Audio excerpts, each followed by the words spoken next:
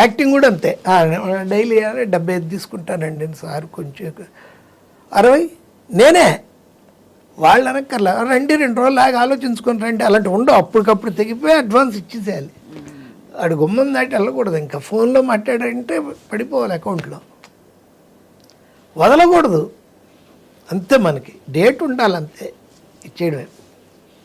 చాలా clarity and చాలా అట్లా అట్ ద సేమ్ టైం మీ ఆత్మాభిమానం ఎక్కడ మీరు అది అది దెబ్బతినకుండా కాపాడుకున్నారు.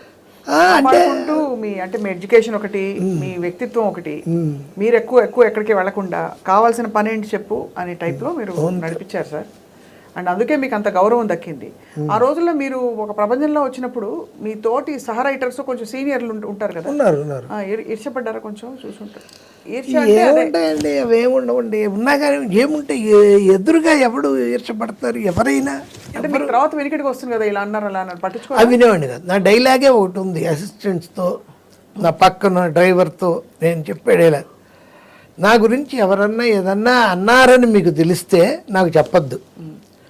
నా వెనక, నా ముందంటే నేనే చెప్పుకుంటా, అంతే. క్లారిటీ. ఇవాళ మీరు యాక్చువల్లీ మీరు చెప్తున్న విషయాలు ఒక్కొక్కటి సంఘటనలు కావచ్చు, మీ జీవిత సూక్తులు, మీ డైలాగులు అన్నీ కూడా చూసే వాళ్ళకి చాలా పెద్ద ఇదండి, గైడెన్స్. ఎందుకంటే మీరు ఎలా బ్రతకచ్చో, ఎంత ప్రాక్టికల్గా ప్రాగ్మాటిక్గా ఉండొచ్చో కూడా మీరు చూపించారు. ఎక్కడ దేనికి స్పందించాలి, దేనికి అవసరం లేదని. అవును సార్, ఇప్పుడు యాక్టింగ్ అన్నది మీరు ఎంచుకుని వచ్చారా? అంటే మీరు అంతకుముందు మీ రంగస్థల అనుభవం వల్ల తర్వాత మీకు సినిమాల్లో తెరపై కనిపించే అవకాశమా, లేక ఎలా వచ్చింది అది? అంటేనండి, అదే ఇలా ఈ దేవంతుడు డాగురే చుక్క అది రాస్తున్న టైంలో నాకు వచ్చిన బ్రేక్ అది షిరిడి సాయిబాబా మహత్యం. కమర్షియల్ సినిమాలు అవుతున్నప్పుడు అది చేయగానే వేమన చరిత్ర అని ఆయనకే, విజయ్ చంద్రకి.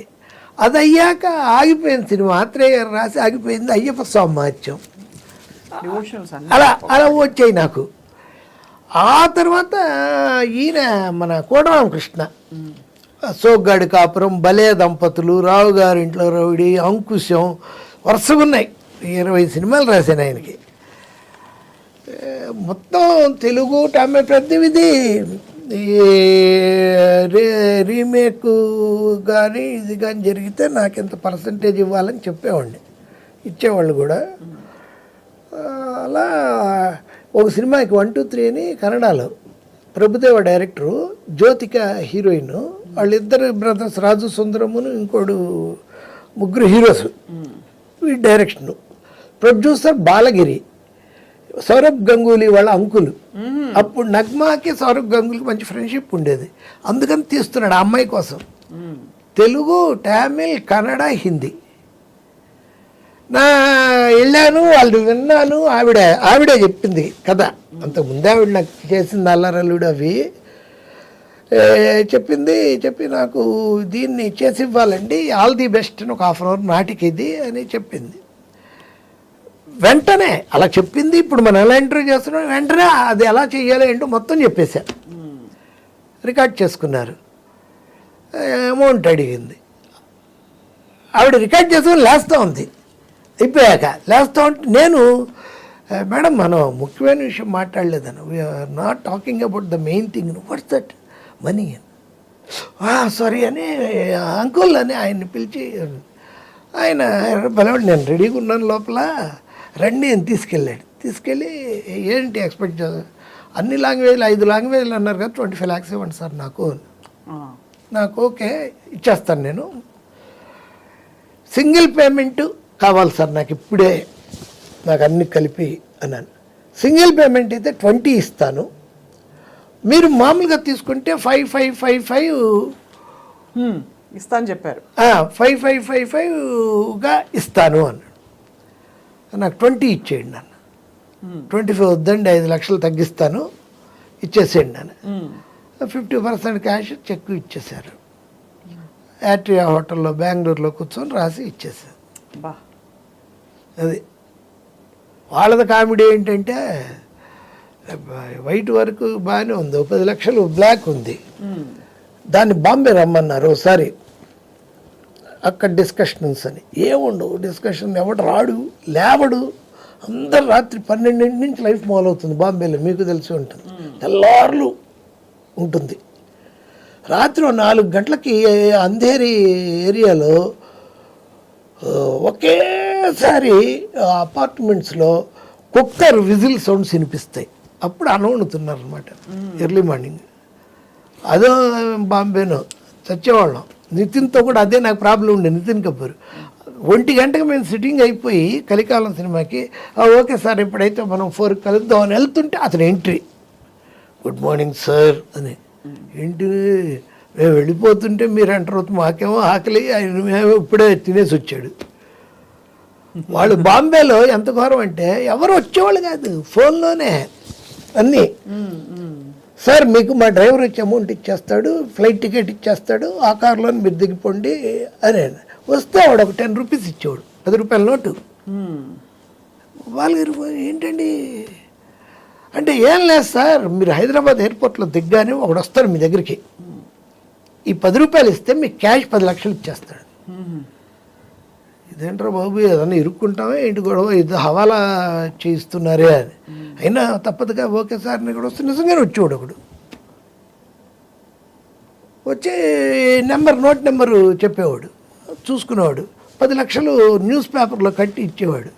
అటు తీసుకున్నాక కారు వాడు ఉండేవాడు రెడీగా. నాకేంటి భయం, మన కొడుకులు ఇలా ఇచ్చారంటే మళ్ళీ మనల్ని ఎక్కడికైనా తీసుకెళ్ళి వేసేస్తారా ఏంటి తెలియదు. అంటే స్మగ్లింగ్ చేసేసిన దీవార్లో అమితాబ్ బచ్చన్ లాగా ఏదో పెద్ద మనం స్మగ్లింగ్ చేసేస్తున్నామా ఏంటిది అర్థం కాదు. అది వీడిని ఇంటి దగ్గరికి వెళ్ళకూడదు, వీడితో పాటు మన ఇంటికి వెళ్ళకూడదని కావాలని అక్కడికి ఇక్కడికి వెళ్ళి ఒక చోట ఎక్కడో ఆపి ఏ నల్లకుంటో ఏదో అని వెళ్ళిపోమని ఈ సూట్ కేసు ఈ డబ్బు అంతా పెట్టుకొని వేరే ఆటో ఎక్కి ఇంటికి వెళ్ళేవాడిని. వీడి మన ఇల్లు తెలియకూడదు, ఓవర్ యాక్షన్. అన్నీ చూసారు సార్ మీరు, అన్ని రసాలు, అడ్వెంచర్ రసం కూడా ఉంది కదా. అవును, ఆ భయం రావడం చాలా సహజం మనకి, మామూలు వాళ్ళకి. అవును, మనం ఎందుకంటే తెలియదు కదా సార్, తెలీదు ఏమిటి, ఎవరిని నమ్మచ్చు నమ్మకూడదు ఏమవుతుందో తెలియదు కదా. అందులో మీరు కథకులు కాబట్టి మీకు మీ ఇమాజినేషన్లో ఏదైనా జరగచ్చు. అది అలాంటివి కూడా జరిగేవి వాళ్ళ సినిమాకి. వాళ్ళ నగ్మా సిస్టర్ ఉంది ఒక ఆవిడ సినిమాలు చేసింది కూడా. ఆవిడ ఇల్లు మీరు నమ్మరండి, కేబీఆర్ పార్క్ అంత ఇల్లు అండి. బయటికి దిగి రండి అని చెప్పి మేము మా కారు దిగ్గానే వాళ్ళ బ్యాటరీ కార్ వచ్చేది. లోపల కూర్చుంటే ఒక 5-6 కిలోమీటర్ల లోపలికి వెళ్ళి కేబీఆర్ పార్కే ఉండ చేసేసుకుంది ఆవిడ.